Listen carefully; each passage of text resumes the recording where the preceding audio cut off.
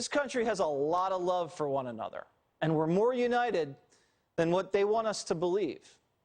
Don't let people like Joe Biden tell you who or what America is. We know exactly who we are in our hearts.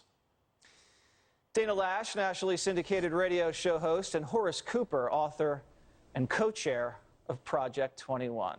So, Dana, it's the same thing every time you see on the scroll there was a shooting. You go, what's the guy's race? What kind of gun did he use? Who were the victims? Because then immediately you know how the country is going to frame the issue, and it's the same playbook every single time. Your reaction to this latest tragedy in Buffalo?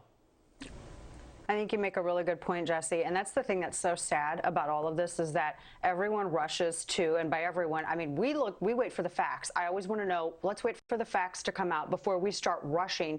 Let's not be like the ghouls who are exploiting this horrific tragedy to score some lame political points. But that's just the issue. People rush out to try to frame this in terms of politics when instead the questions we should be asking are, how did this 18-year-old, how was he able to do what he did in a state that has New York SAFE Act, in a state that has restrictions on magazine capacity, in a state that has restrictions on quote-unquote assault weapons. Every single thing that they wanted, that they claim is going to prevent these tragedies, they had in place. So let's talk about what's not working, their laws. Let's instead look at mental health. Let's look at why this individual was known to state police and yet didn't do anything, which seems to be kind of a theme in some of these most recent tragedies. They're known wolves, and law enforcement are too busy apparently looking at parents and classifying them as terrorists for bringing up very important issues about their own children in school board meetings instead of actually going and looking at these issues here.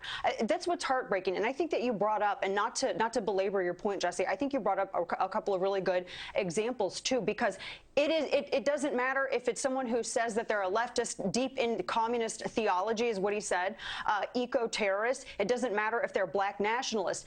Evil is real. And so instead of talking about minimizing law-abiding people's chances to stand against, that's what we should be talking about. Instead, we talk about, well, how do we get rid of evil? Evil's always going to be with us. Let's talk about empowering the innocent instead of using these tragedies to impugn people's characters. Being accused of being a racist is being accused of a moral failing. It's horrible and it's heartbreaking, and shame on the people who are exploiting this to do just that. And Joe Biden tomorrow, Horace, will be in Buffalo. He made time for it in his schedule very quickly. What do you expect him to say? Because at this point, I don't have a lot of hope for Joe Biden to bring the country together. Do you? All the Democrats have today to offer, to play off of FTR, is fear. Fear itself. He plans to divide us, and he plans to tell us that the biggest problem that we face is that the person who lives in our neighborhood, the person who sits in an office corner next to us, may in fact be a person who will threaten us, who might kill us. I am asking myself a different question. What kind of accountability measures or messages are we sending to people who want to perpetrate these dangerous acts? I'm told by the media that this person was insane and mentally unsound. Apparently, people who want to kill people are mentally unsound. Let me guess this. He drove 200 miles to get there, and he managed to stay on the right side of the road. He wasn't so crazy that he drove in the wrong lane. Apparently, when it rains, he actually pulls out an umbrella. When he gets hungry, he eats. He's so insane that he shouldn't be expected to be accountable.